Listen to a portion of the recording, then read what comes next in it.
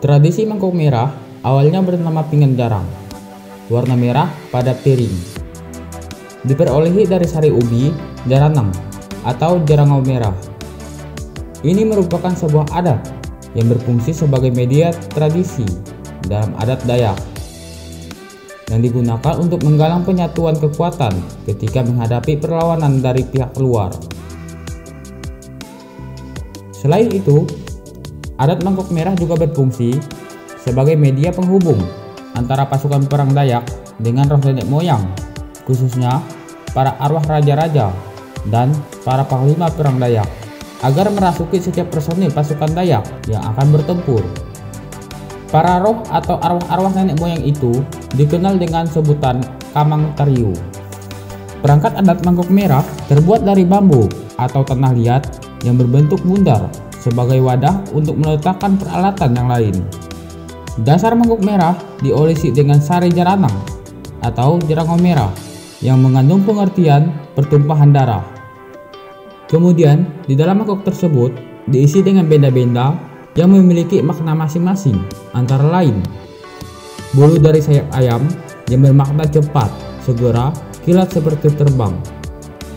Kemudian yang kedua adalah potongan atap yang terbuat dari daun sagu, bermakna bahwa pembawa berita tidak boleh terhambat oleh hujan dan terik matahari karena si pengedar telah dilindungi atau dipayungi.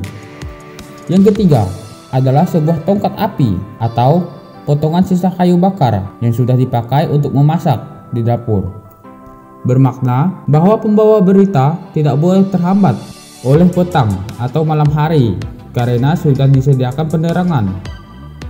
Dan yang keempat adalah seutas potongan tali simpul yang terbuat dari kapung atau kulit kayu tarap, bermakna sebagai lambang persatuan. Dan yang terakhir adalah potongan umbi jaranang atau jarangau merah yang melambangkan keberanian. Keseluruhan dimasukkan ke dalam mangkok tersebut dan dengan sehelai kain merah, kemudian mangkok yang berisi perangkat adat tersebut dibungkus erat dan disiap diedarkan. Setelah perangkat mangkok merah telah siap, kemudian sesepuh adat membawa mangkok merah ke Panyugu atau mesbah agama adat. Pada saat matahari terbenam, di sana ia meminta petunjuk kepada Jubata. Diyakini bahwa sang Jubata akan menjawab melalui tanda-tanda alam yang kemudian diterjemahkan oleh sesepuh adat apakah mangkok merah sudah saatnya diedarkan atau belum.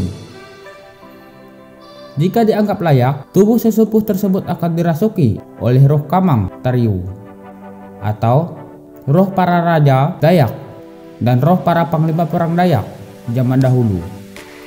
Sesepuh adat yang sudah dirasuki oleh roh Kamang Tariu akan pulang ke desanya dengan meneriakkan pekikan perang yang disebut Tariu. Penduduk desa mengerti maksudnya dan berkumpul di lapangan sambil membawa mandau, perisai, dan senjata lantak dengan kain merah di kepala. Sesepuh adat kemudian menularkan roh Kamang Tariu kepada semua penduduk, kemudian mengutus kurir untuk mengantarkan mangkok merah ke desa lain. Beberapa orang ditunjuk untuk menyampaikan berita telah diberi arahan mengenai maksud dan tujuan mangkok merah, siapa saja yang harus ditemui atau para ahli waris, kapan berkumpul, tempat berkumpul, dan sebagainya. Mereka tidak boleh menginap atau singgah terlalu lama. Meskipun hujan lebat atau hari sudah petang, mereka harus meneruskan perjalanan.